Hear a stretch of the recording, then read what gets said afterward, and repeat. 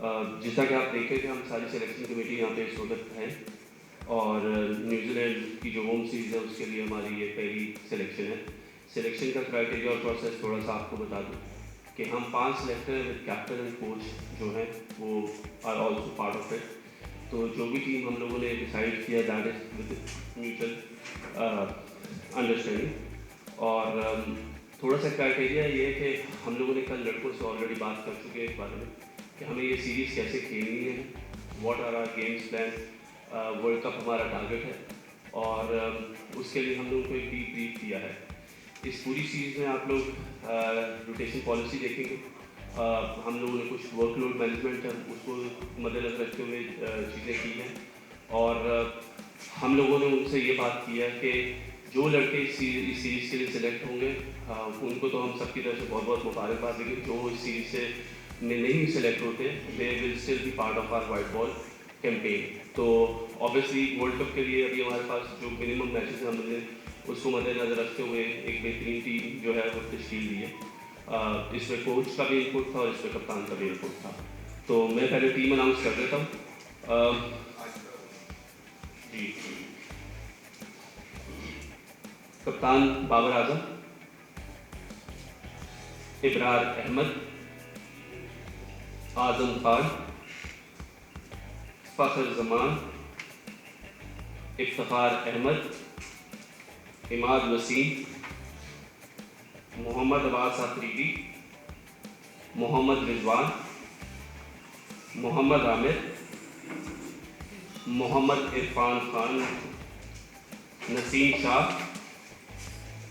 Sam Ayub, Shadab Khan, Shaheen Shah Afridi, Usama Mir, Usman Khan, Zaman Khan.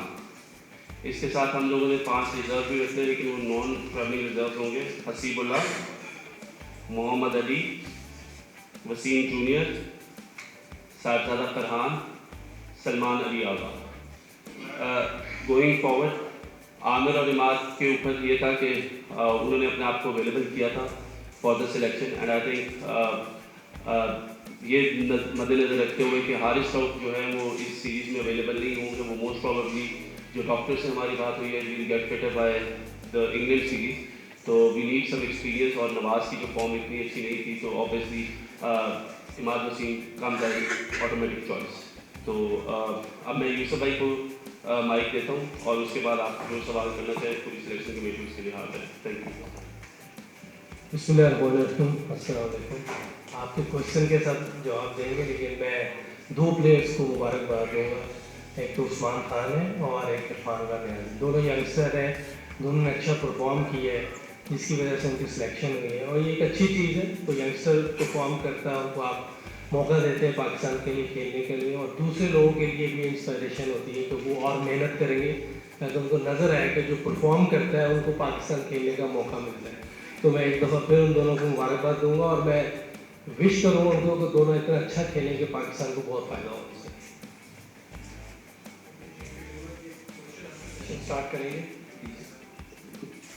Fail Imran, रफ़ीक खान, याकूब साहब।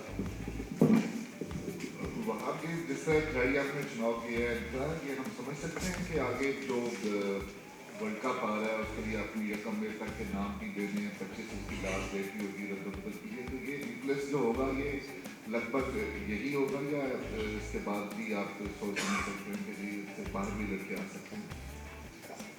देखिए हम लोगों ने 17 का स्क्वाड अनाउंस किया और ऑब्वियसली साथ हमने 5 रिजर्व किए। तो इसका मतलब ये है कि ये 20 से 22 लड़के हैं जिनके ऊपर हम पूरा इंतजार कर रहे हैं कि वर्ल्ड कप तक जो वर्ल्ड कप की कैंपेन है ये 25 मई को जो हमें नाम देना है उससे पहले वी विल इंशाल्लाह फाइनलाइज कि कौन से लड़के जो पाकिस्तान वर्ल्ड कप स्क्वाड का हिस्सा होंगे। वहाब साहब अस्सलाम वालेकुम। पहले तो मुबारक हो कि आप सिलेक्टेड भी हैं और सीनियर मैनेजर भी बन गए। तो ये बताइए कि आप मैनेजर हमेशा टीम में एक हुआ करता था जिसका काम था मैनेज करना टीम को। तो क्या आप बता सकते हैं कि आपको इसलिए शामिल किया गया है कि आप खिलाड़ियों को ऑब्जर्व भी करेंगे? तो बेहतर नहीं था कि आप सीनियर मैनेजर की बजाय आप ऑब्जर्वर का नाम शामिल करवाते कि? दूसरा रज़ाक साहब मेरा आपसे प्रश्न ये है कि ये क्या आप नहीं समझते कि पाकिस्तान क्रिकेट बोर्ड जो है जब भी हुकूमतें चेंज होती हैं, जो हालात चेंज होते हैं, पूरा तिया पांचा हो जाता है। तो क्या दूसरे ममालिक में वर्ल्ड कप के लिए 18-19 खिलाड़ियों की लाइनअप तैयार कर ली है उन लोगों ने। क्या आप नहीं समझते कि खुदा न खास्ता अगर हुकूमत चेंज हो तो आप लोग दूसरे लोग आपकी जगह पे बैठे होंगे, तो ये पाकिस्तान में लैक नहीं है इस किस्म का?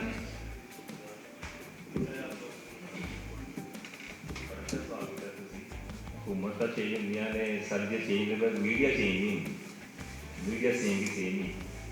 अब ये देखिए, हमने जो हमारा विजन जो है हमने जो सेट किया है सब ने मिलकर, यही है कि हम एक ऐसा सिस्टम सेट कर दें।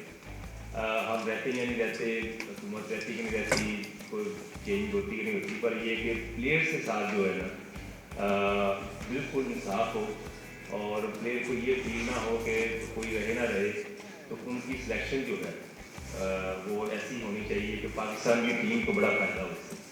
तो हम इससे कोशिश कर रहे हैं कि इसको हम सिस्टमाइज करने का।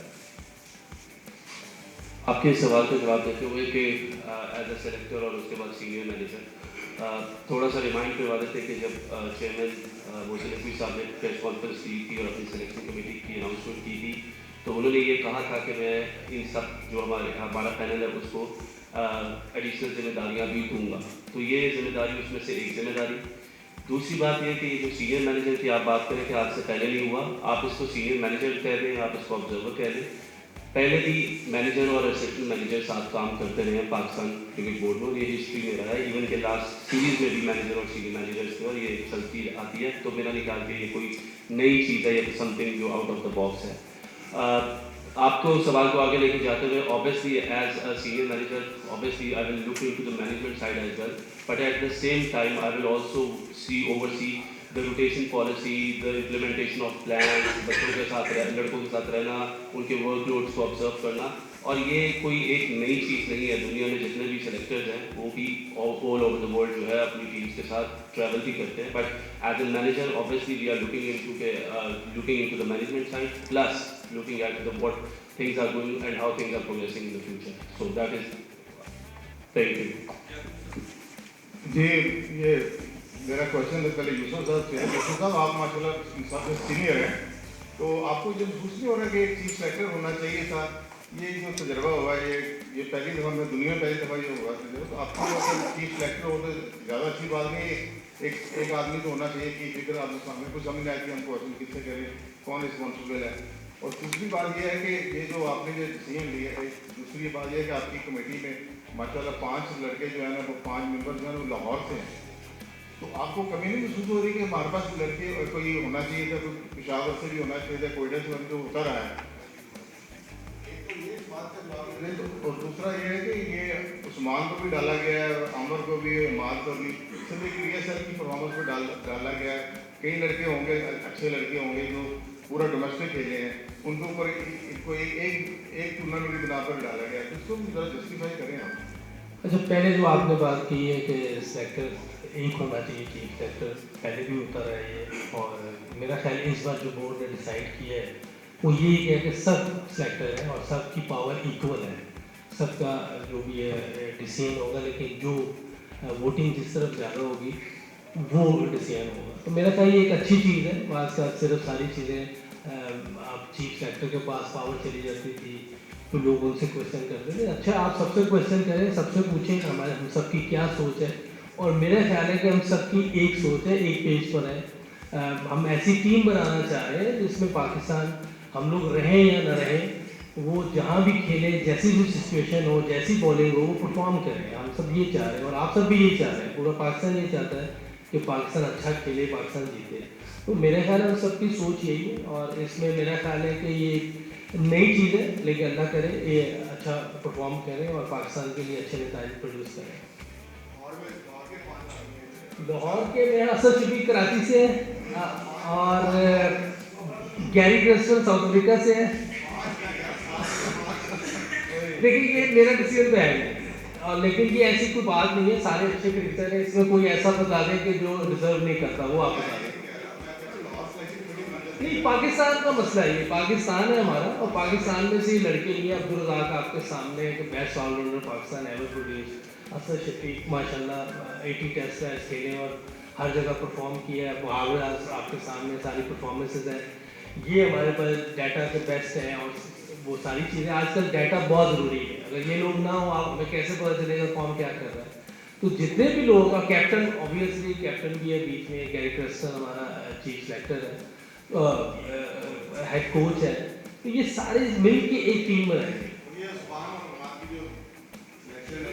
ये देखिए उस्मान की जहाँ तक बात रही तो उस्मान की परफॉर्मेंसेज हम देख रहे हैं पिछले 2-3 साल से बहुत आउटस्टैंडिंग रही है PSL में और obviously he was available for the selection. तो सिलेक्शन कमेटी ने अपना काम किया है और आप देख रहे हैं कि वो पाकिस्तान टीम का हिस्सा है। बाकी अगर कोई इश्यूज हैं तो आई थिंक वो PCB management they will look into it. मेरा सवाल जो है ना वो बिलाल अफजल साहब से है। आप डेटा एनालिस्ट के तौर पर आए हैं, वैसे आपकी डिग्री तो फाइनेंस में है as far as I know. मुझे सिर्फ ये फरमाइए कि मोहम्मद आजम खान जो हैं वो टीम का हिस्सा हैं, उनकी फिटनेस के ऊपर जो है वो क्वेश्चन हैं और इसी तरह जो है वो जो परफॉर्मेंसेस की जब बात हो रही है कि किन लोगों ने क्या परफॉर्म किया, तो आजम खान जो है उनकी सिलेक्शन को आप कैसे जस्टिफाई करेंगे एज डेटा एनालिस्ट? पहले तो डाटा एनालिस्ट मेरी डिग्री जो है वो एम इंजीनियर। आप लोगों के ज़्यादातर जो डाटा एनालिस्ट रहे हैं Hasan Cheema for example, all of them are engineers. इसके बाद में स्ट्रेटजी और फाइनेंस में काम किया हुआ है विच revolves around data. That's why data based decisions लेने का मेरा पूरा प्रोफेशनल करियर है। सेकेंडली आजम खान के लिए हम लोग जो भी डिसीजंस ले रहे हैं, the reason there is no chief selector is एक कलेक्टिव विजडम के ऊपर हम लोग रिलाई करते हैं। जो हमारी डिबेट होती है वो इस एक बंद कमरे में होती है और एक यूनानिमस डिसीजन के साथ हम लोग बाहर निकलते हैं। आजम खान जिस नंबर पे खेलता है, जो कोच और कैप्टन की स्ट्रैटेजी है, जो उसके स्टैट्स हैं specially in on the pitches जहाँ हमने जाके खेलना है, वी थॉट कि हमें we should give him a very fair chance leading up to the world cup के उसका कॉन्फिडेंस बिल्ड हो और वो जो है हमारे लिए वर्ल्ड कप जीत के लिए। अब भाई सिलेक्शन कमेटी ने जो कप्तान अनाउंस किया है बाबर आजम के आपकी रजामंदी से बाबर आजम को दोबारा से कप्तान बनाया गया। एक तो बताइएगा उनका टेन्योर क्या न्यूजीलैंड सीरीज के लिए है, दूसरा अभी तक वाइस कैप्टन अनाउंस नहीं हुआ, वो कौन होगा? क्या माजी की तरह जिस तरह वाइस कैप्टन तो बना दिया जाता है लेकिन जो कप्तान तब्दीली की बारी आती है तो किसी और को कप्तान बना दिया जाता है, तो वाइस कैप्टन क्या इस दफ़ा कप्तानी के लिए अवेलेबल भी होगा और बाबर आजम का टेन्योर? देखिए बाबर आजम की जहाँ तक आपने बात की तो वो आपका वाइट बॉल कैप्टन है, ठीक है जी। जहाँ तक रही वाइस कैप्टन की बात तो ऑब्वियसली उसके ऊपर हमारी डिस्कशन चल रही है। We want somebody to stand by Babar और उस पर हम हर एक चीज़ को देखेंगे कि क्या चीज़ है वो टीम के बेनिफिट में, तो फिर वो हम इंशाल्लाह लेटर अनाउंस करेंगे। ऑब्वियसली आपको वो शर्त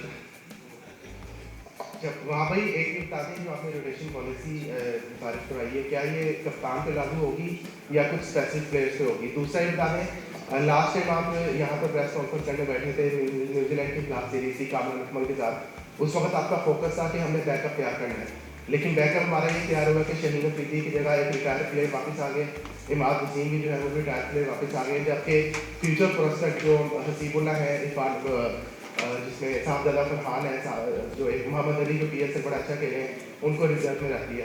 तो ये कैसा बैकअप प्लान है कि रिटायर्ड प्लेयर वापस आ रहे हैं शहीन अफरीदी की जगह? अच्छा देखिए शाहीन अफरीदी की जगह से कोई भी वापस नहीं आ रहा। जहाँ तक रही आमिर और इमाद की बात तो उन्होंने अपने आप को सिलेक्शन के लिए अवेलेबल किया। इमाद वसीम जो थे वो इस सीरीज़ से पहले एक सीरीज़ पहले उन्होंने रिटायरमेंट का फैसला किया था क्योंकि ऑब्वियसली उन्होंने ये बताया था कि उनको कोई मेंटल हेल्थ इशूज़ है जिसकी वजह से वो अवेलेबल नहीं है।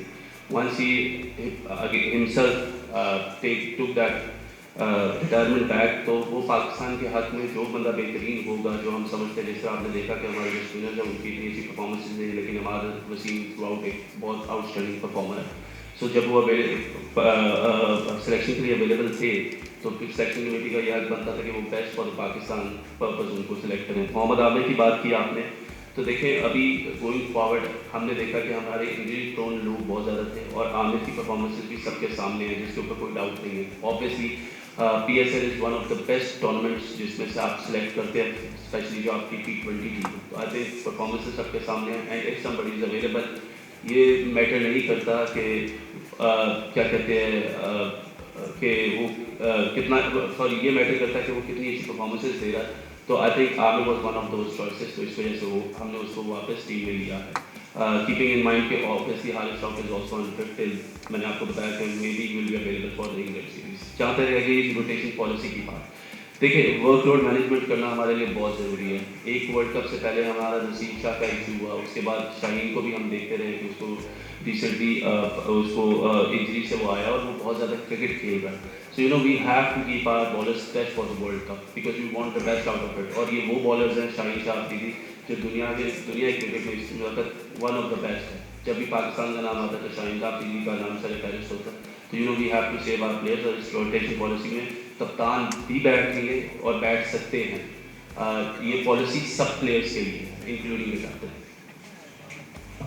वहाँ भाई आपसे क्वेश्चन पहले मेरा ये था कि कैंप से ये इख्तलाफात सामने आ रहे थे कि शायद खबरें सामने आ रही थी कि शाहीन अफरीदी की कप्तानी जाने के बाद बाबर आजम और इन दोनों के दरमियान कुछ ग्रुपिंग बन रही है। तो इस सिलसिले में थोड़ी सी वजाहत चाह रहा था कि क्या प्लेयर्स एक दूसरे को सपोर्ट कर रहे हैं, कैंप के अंदर आपने कैसा माहौल देखा है? क्योंकि बाबर आजम को जिस तरीके से कप्तानी से हटाया गया, फिर शाहीन अफरीदी को लाया गया, तो ये रॉन्ग परसेप्शन जा रहा था। तो उस हवाले से थोड़ी सी क्लैरिटी मांग रहे थे। और दूसरा, रमीज़ राजा की एक स्टेटमेंट आई थी मोहम्मद आमिर वाले से कि अगर वो उनके बेटे होते तो वो उनको आग कर देते और वो उसको खिलाते ना। तो क्या आप समझते हैं ये स्टेटमेंट काफ़ी नेगेटिव है, इस तरह गलत इम्पैक्ट जाता है? क्या कहेंगे इस पर?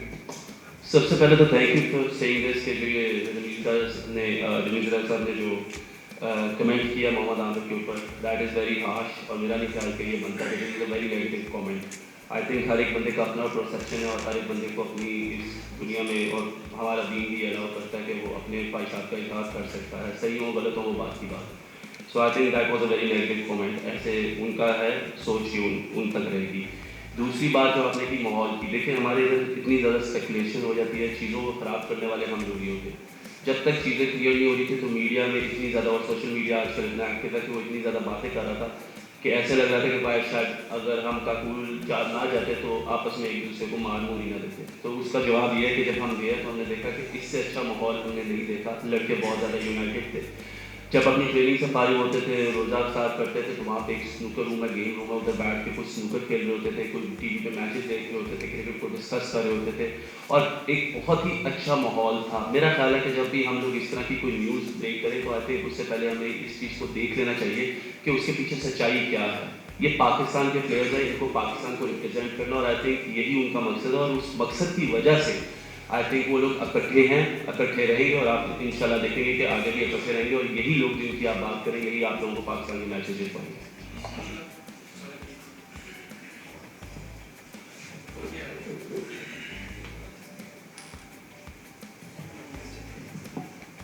अस्सलाम वालेकुम। वहाँ मेरा आपसे और रज़ाक से क्वेश्चन है कि यहीं पे बैठे थे आप लगभग 3 माह पहले, आपने बताया था कि बाबर को क्यों हटाया और शाहीन को क्यों लाया गया। तो उस बीच में बाबर ने कहीं कैप्टनसी में बड़ा काम नहीं किया, लेकिन फिर बाबर आए और रज़ाक ने सिर्फ 1 माह पहले बताया था कि अगर उनके पास इख्तियार होता तो बाबर वाइट बॉल के कप्तान ना होते, रेड के जरूर होते। तो ये अचानक चेंज कैसे आया? सर दोनों के करें। अच्छा जी, बाबर की पहले शाहीन की बात कर लेते हैं।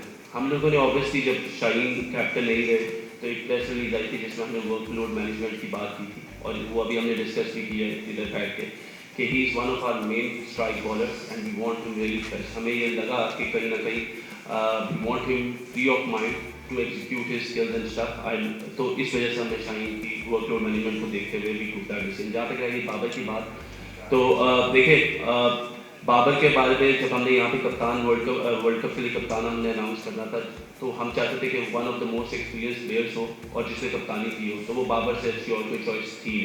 सो दैट्स वाई इतना बड़ा टूर्नामेंट है जिसमें आपने जाके खेलना है, तो इस वजह से बाबर आजम जो है वो एक तो one of the best players in the team और he is the most experience captain. Obviously he hasn't won anything, there is always a room of improvement जिसमें हम स्टिल बिलीव करते हैं और हमने बाबर से उसके बारे में बात भी की थी।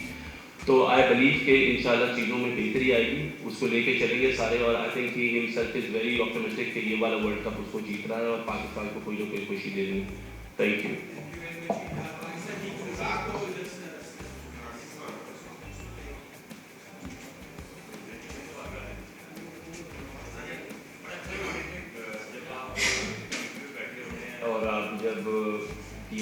वॉच कर रहे होते हैं, उनकी बॉडी लैंग्वेज चेक कर रहे होते हैं, डेफिनेटली आपको एरर नजर आते हैं, क्योंकि हमने सारी उम्र क्रिकेट खेली है।